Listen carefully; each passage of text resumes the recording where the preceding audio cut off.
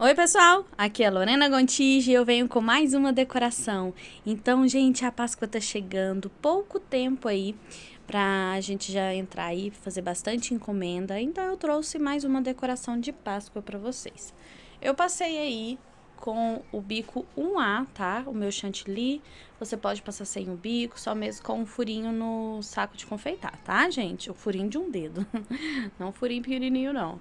Então, depois agora eu tô acertando já o meu chantilly, tá? Esse é chantilly normal. Eu vou acertando com a minha régua. Gente, eu uso a régua porque é o que me adapta melhor, tá?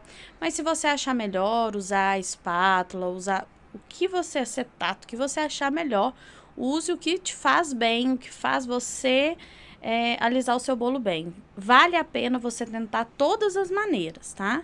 Sempre vale a pena você tentar algumas maneiras de deixar o seu bolo lisinho. Então, aí, depois que eu deixei o meu bolo lisinho, tem lives aqui, tá? No nosso canal, falando sobre o alisamento, tá? Então, tem lives aqui, tem vídeos falando só sobre alisamento, um vídeo falando só sobre a textura do chantilly, como texturizar o chantilly na batedeira, tem tudo isso aqui no nosso canal. Então, gente, dá uma folheada aí, tem muita coisa interessante no nosso canal. Dá uma folheada aí nas coisas para você ver o que tem aí de interessante. Agora eu peguei uma xícara e ele tinha mais ou menos um dedinho de água, tá, gente? E eu coloquei aquele pozinho da Mavalério. Se você não tiver o pozinho da Mavalério, não tem problema.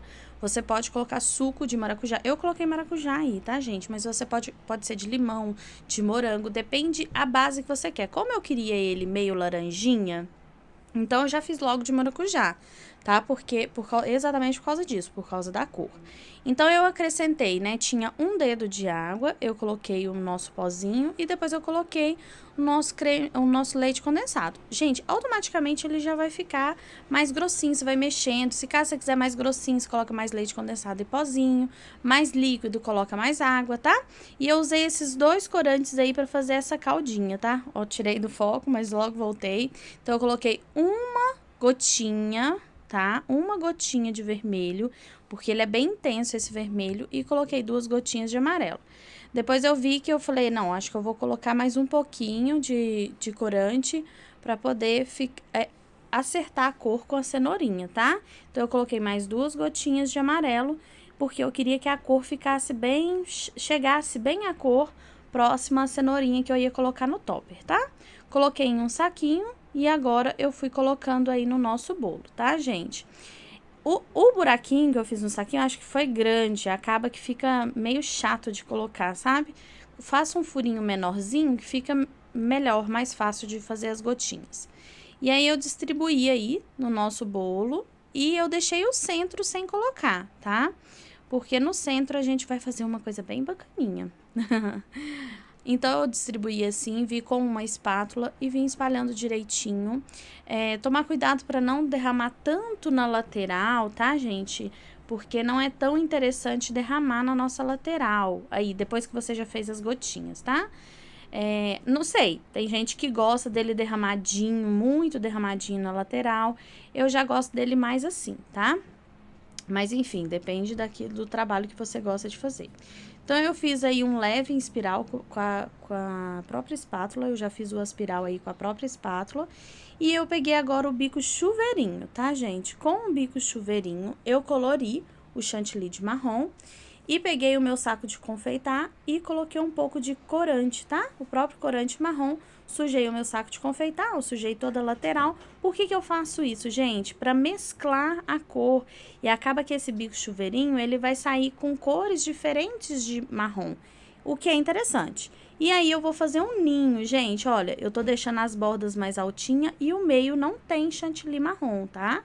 Só um pouquinho, só para forrar mesmo o fundo, para não ficar aparecendo, né, que não tem nada. Então, eu forrei um pouquinho o fundo do meu ninho de marrom, tá? Com o próprio bico chuveirinho.